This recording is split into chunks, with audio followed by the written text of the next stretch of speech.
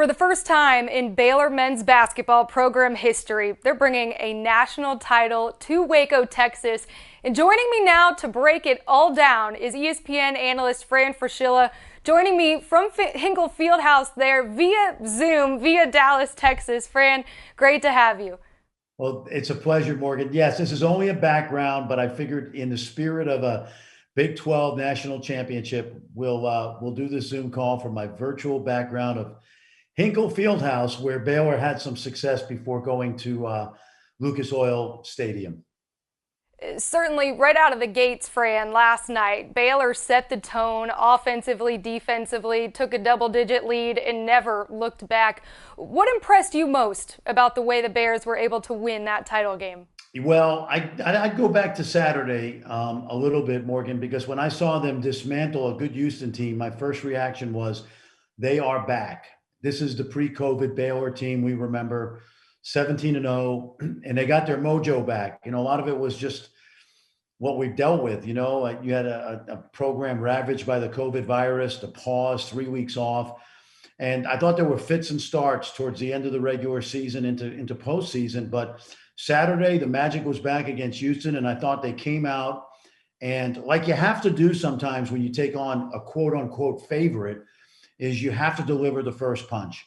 And they rocked Gonzaga early. I think the Zags were stunned really by how well Baylor came out and played. But anybody who watched this team, for 2/3 of the season recognized the Baylor team that you and I saw last night. So they jumped on Gonzaga early, and really they never looked back, honestly.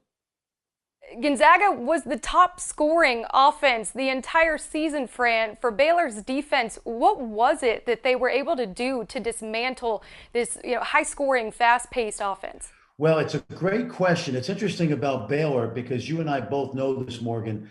They're equally good offensively and defensively. I mean, that's what makes them a great team and a special team and now a national champion. And much like Gonzaga, they could beat you on both sides of the ball, but their athleticism in the backcourt, it bothered Gonzaga so much early with all those turnovers that they were never able to establish what was supposed to be an advantage inside with Drew Timme. Now, quite honestly, and no disrespect to Drew, who grew up just a few miles from here in Richardson, Texas, Drew Timme had no answers last night for the entire Baylor defense, but it started with their guards, without a doubt, and putting an unrelenting pressure on Gonzaga's backcourt. And then, of course, they were making shots, Baylor, the way we've seen them do it all year. So it was as much offense as defense and defense as offense, which is why they're now national champions.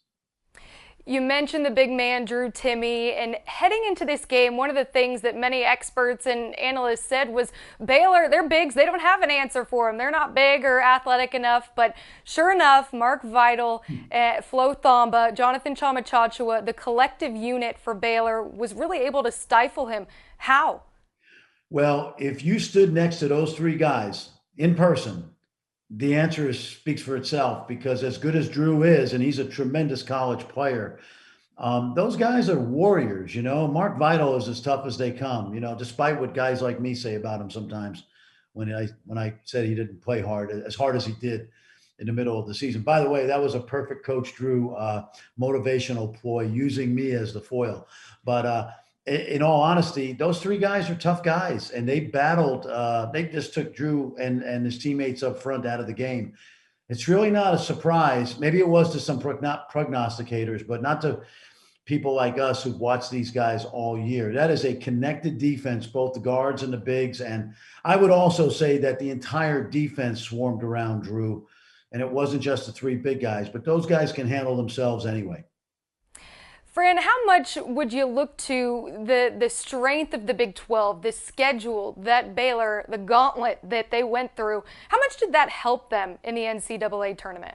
Well, it definitely helped them. There's no question. Iron sharpens iron, as we've seen for many years. But I do think some years, when a conference as good as the Big 12 sends their teams into NCAA battle, that some years teams are beaten up, injured. Guys have gone through a tough couple of months of conference play, and they're not fresh. This was a little different deal because the 3 week COVID pause, by its nature, even though they had to recover from some illness, They were fresh by late March. The other thing, I talked to Coach Drew the night they lost in the semifinals of the Big 12 tournament to Oklahoma State, and he said to me, he goes, "This is the silver lining is we're going to get a chance to practice."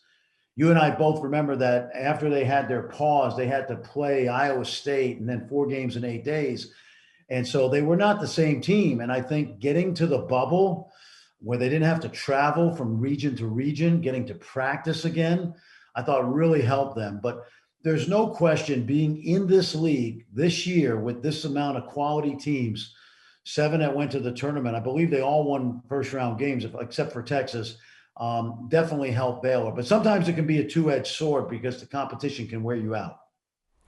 When you think back to 18 years ago, you go back with head coach Scott Drew when he Yeah. took that Baylor job. I believe you told him, what are you doing here? This is a death penalty, a death sentence for him. But what he did and able to, culminate with a national championship. Yeah. Fran, where does this rank in the rebuilds of college sports? Well, I think what was a parallel was Coach Snyder at K-State and the amazing job he did with K-State football. But I'd have to say, and I got into these little disagreements with my friends in the Big 12 who thought one might be better than the other, but you can't argue with the fact that Baylor, which like Kansas State football had virtually no tradition or very little, is now the greatest rebuilding job in NCAA basketball history and possibly in NCAA history in any sport, because of what they overcame. And I also think, and I said this about a month ago, and I'm not saying this because of my friendship with Coach Drew, but I believe, especially after last night, that he's on the path to being a Naismith Hall of Fame coach someday. And that's not a thing that you say lightly. Coach Huggins is getting in soon. Mark Few, Jay Wright will all be members of the Naismith Hall of Fame. If Coach Drew can maintain this level of success, which I think they will be able to do, then he's going to take his place in the pantheon of great college coaches of all time. And 18 years ago, I would have told you absolutely no way. But the man is never seen a guy with more optimism, a better plan, a faith in his university, a faith in his team, players, et cetera. And through the years, Morgan, he kind of started to convince me. And last night was the culmination for sure. You mentioned his positivity and the culture of joy, Yeah. that phrase they use so much around there. How do you think that Scott Drew really, how does he come out in his players and the way that they play out on the court connected together?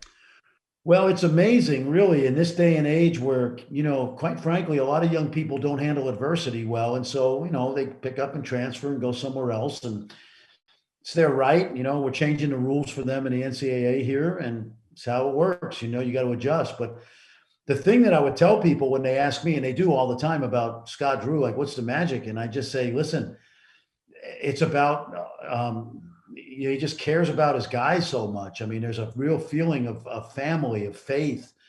Baylor is a private university with faith-based in the Baptist tradition, and it's real. I mean, some people don't want to hear it, but it's real. It permeates their entire program, and they get great kids. They get kids who want to overachieve, want to be connected together, and want to get better, want to play in the NBA, want to win championships. And so they have all those pieces together with a great coaching staff and really a great athletic department and university, and it's magical. It's not an accident, but this culture they formed is not easy to put together. It's been a lot of hard work over 18 years. One of those players that we're certainly going to miss with the Baylor program next year. He'll be moving on to the NBA, Jared Butler. For him, when we think back to this time last year, he was testing the NBA draft waters, and for him to come back, lead his team to the NCAA championship, win the Most Outstanding Player award. How does Jared Butler cement his legacy at Baylor University? Oh man, I got goosebumps listening to you talk about him. Honestly, one of the great leaders that I've seen in college basketball. His leadership. Someone said on TV last night, I can't remember who it was, that he's going to be an athletic director someday after he's done playing. You can see this guy, being a successful businessman or athletic administrator or coach or whatever it is that requires leadership. I think he's got it. And, it's just an amazing run for him. He's cemented his legacy forever in Waco and in the Big 12, certainly. And so has Maceo Teague and Davion Mitchell. Those three guys are joined together at the hips forever. And the interesting thing, and the small glimpse I got through the years, is to show up unannounced, one summer morning just to go down and see Coach Drew and see those three guys in the gym, like plying their trade, again, iron sharpening iron. All three of those guys made each other better over the course of their careers, and it paid off. It really did.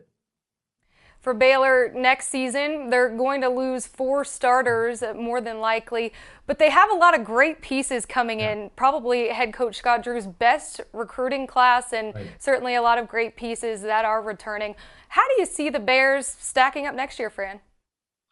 Well, I think they're going to be very good. I mean, they're going to be bumps in the road. It's going to be a different team, obviously losing the leadership they have, we just talked about. But depending on who stays and who I think should stay, I think they're going to be very, very good. They're going to be in the top 15.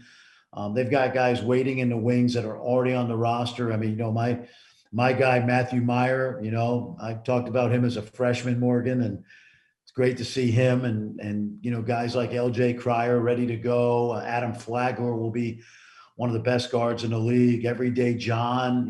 Flo Thamba. And then the kids coming in and the kids that have already sat out this year and redshirted. It's an amazing culture, and they're going to be really good, and the league's going to be good again. And the one thing, I don't know if you're going to ask me this, but I'm going to tell you anyway.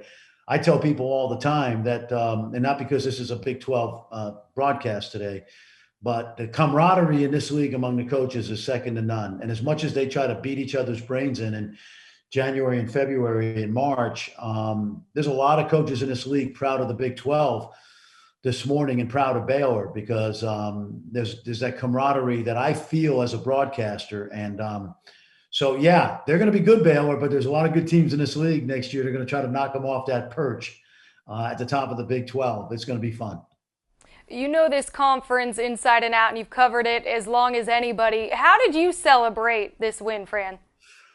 Well, it always goes back to me obviously there's great coaches in this league every year.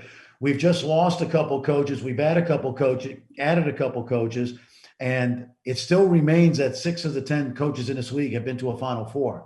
And now there are 2 of them have got national championships in Bill Self and Scott Drew. Ironically, they came in together, right? 18 years ago. But the thing that makes this league so special is the players.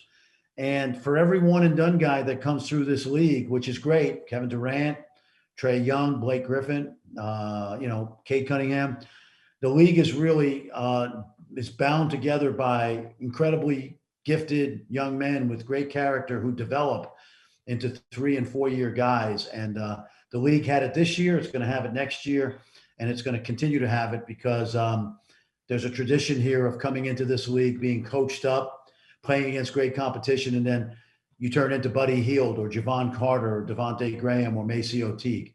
That's what I love about the league most of all. Fran, thank you so much for taking the time to join me and talking about the national champion Baylor Bears. Such a great win for Baylor University and also here at the Big 12 Conference. You're welcome, Morgan.